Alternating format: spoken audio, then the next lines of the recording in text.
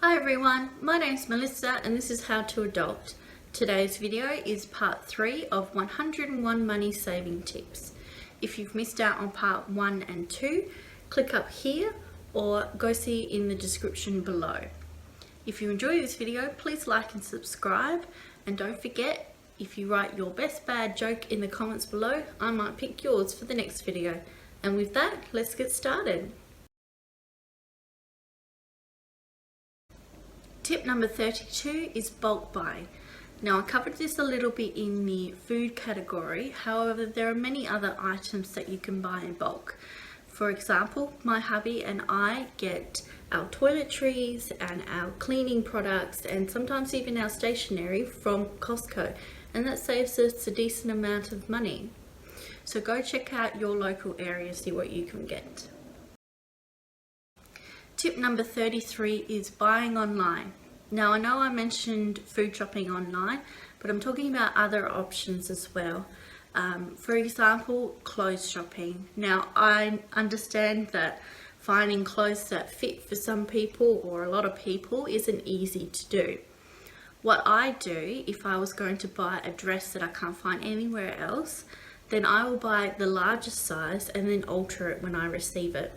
I once paid, I think it was $10 for a dress, sewed it up a little bit and it was fine. And once you've tested out a website, you'll know whether or not it's reliable. And if it's a small amount of money that you're willing to lose, then sometimes it can be more beneficial than going and sticking to your more mainstream shopping.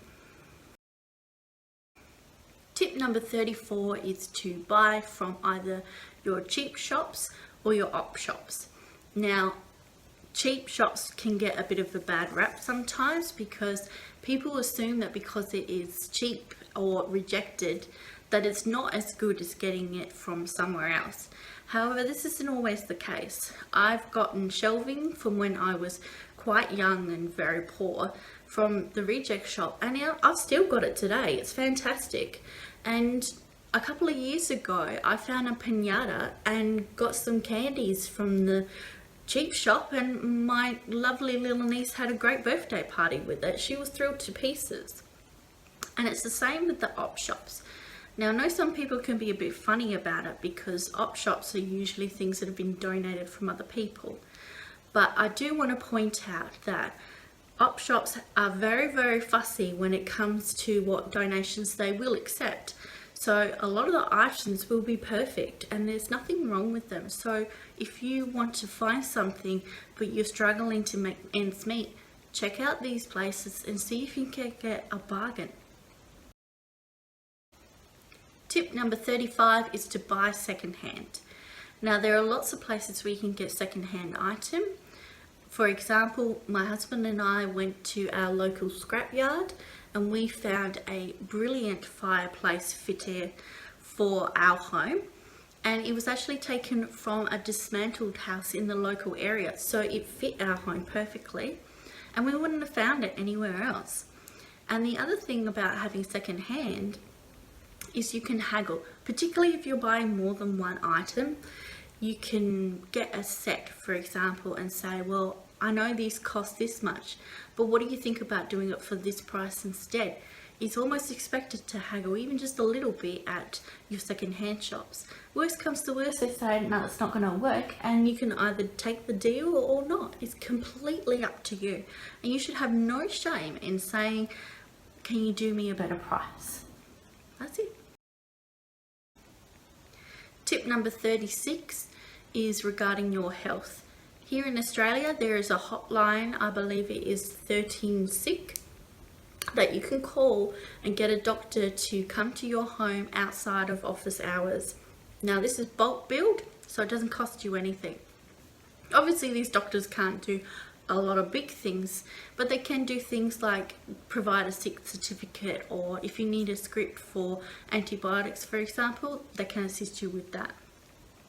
Now, the next one relating to tip 36 is aimed purely at the US citizens. I recently come across a YouTube video, which I also link in here, and one of the points that they mentioned was this thing called GoodRX. Apparently this is a website that provides very cheap medication for people that are uninsured. So if you're not insured and you need to take medication, go visit this website and see what they can do for you. I don't know exactly what they have on there. I'm obviously not a US citizen, but please, if you don't have insurance, go and check this out, because your health is unbelievably important, and quite frankly, you should have better health care. Tip number 37 is your local library.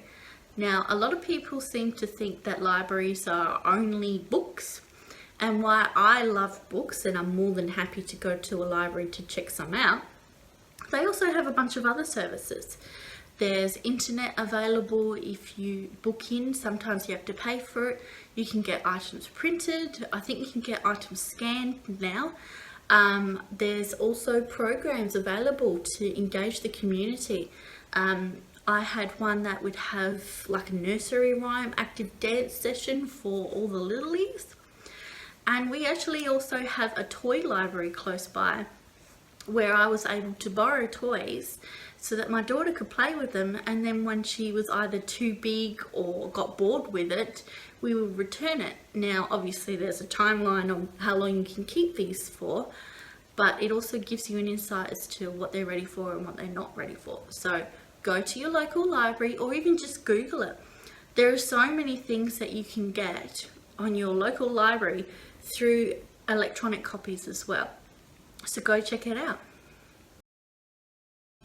Tip number 38 is to ask for help when it comes to some maintenance things.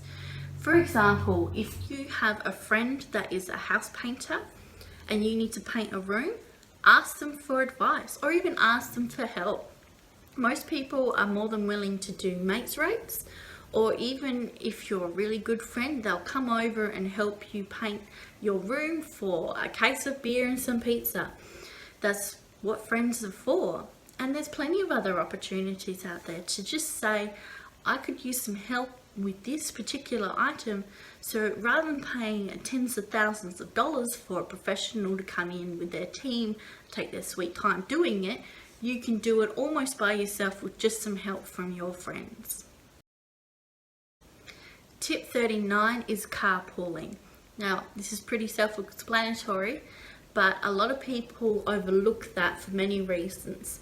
Now, if you work with some people that live close by to you, or at least past your area as they go into work, talk about a way that you guys can share carpooling.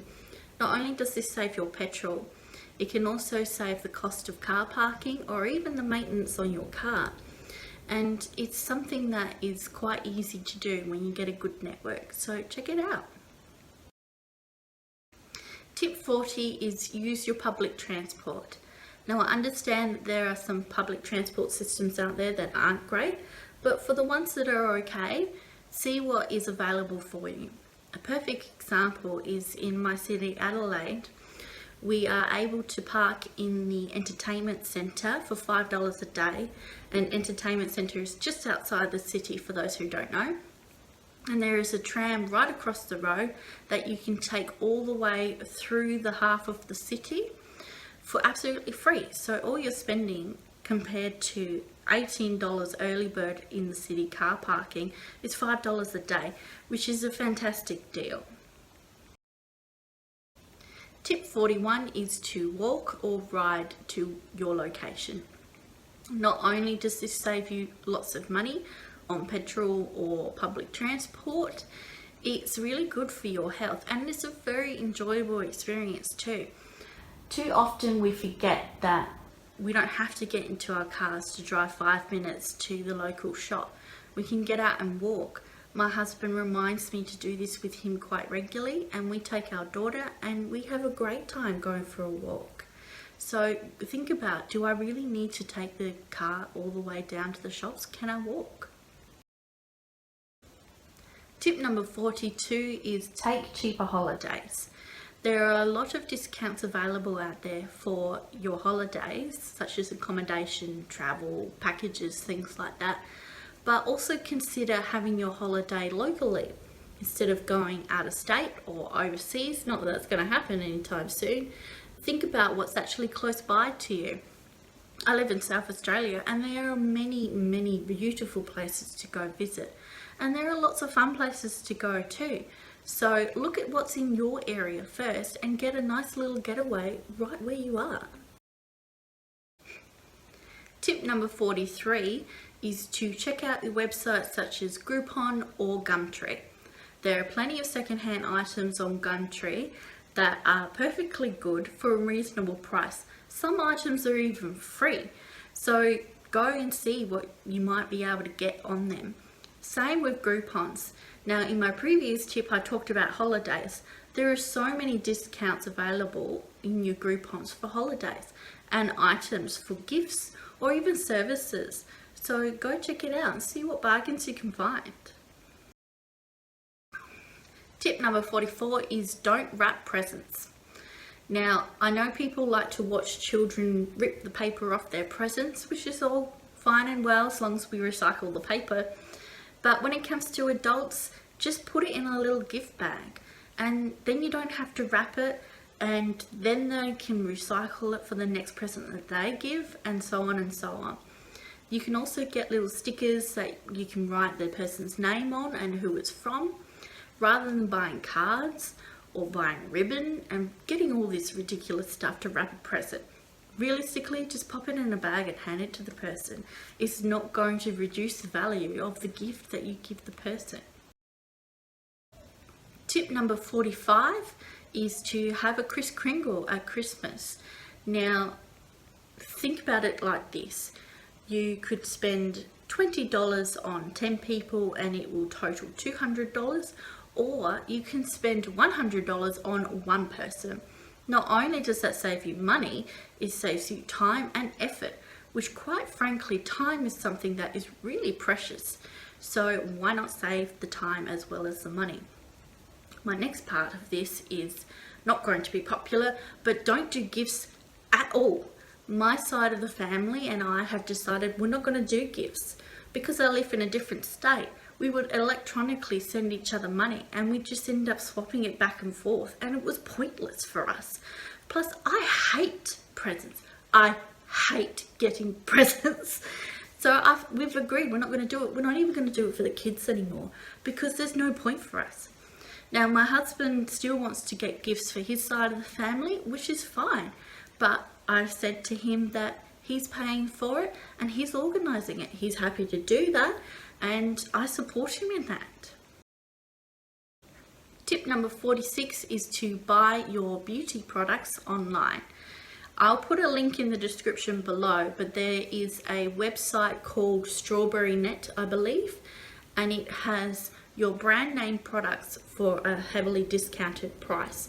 Now, I'm not a beauty products kind of person. I used to be a beauty therapist, ironically enough, but I don't wear makeup all the time. I'm not feeling well today, so I'm not wearing any makeup, and quite frankly, I don't care. But if you enjoy your beauty products, go to this link and you'll find it a lot cheaper, and they're great if you want to buy gifts for someone else as well. Tip 47 is to get your pets from the pound. Now, I know there are people that will spend thousands of dollars on a dog that's purebred, and to me that's ridiculous, because unless you're going to breed the animal or take it into a dog show, there is no point getting a purebred animal when there are perfectly good animals at the pound that are waiting for their forever homes. And if you're concerned about getting a dog with issues, don't be worried about that, because the people at these locations will not allow you to take home the wrong animal for you and your family, because these dogs need the right family for them as well. So they have all that information, and it's online as well, so you can go check it out. RSPCA and the Animal Welfare League are quite good with their website as well, so go check it out before you go and buy a purebred animal. I mean, when you think about it, you're not purebred, so why does your dog have to be? Today's joke is actually the first one that was left in my comments, and I'm very excited. It's by Jeff Pickles. Hi, Jeff. And the joke is, What do dentists call x-rays? Toothpicks. It's a great joke. Thank you very much, Jeff. If you enjoy this video, please like and subscribe. Don't forget to write your best bad joke in the comments below, or even just say hi. I'd love to hear from you guys. And I'll see you next week. Bye.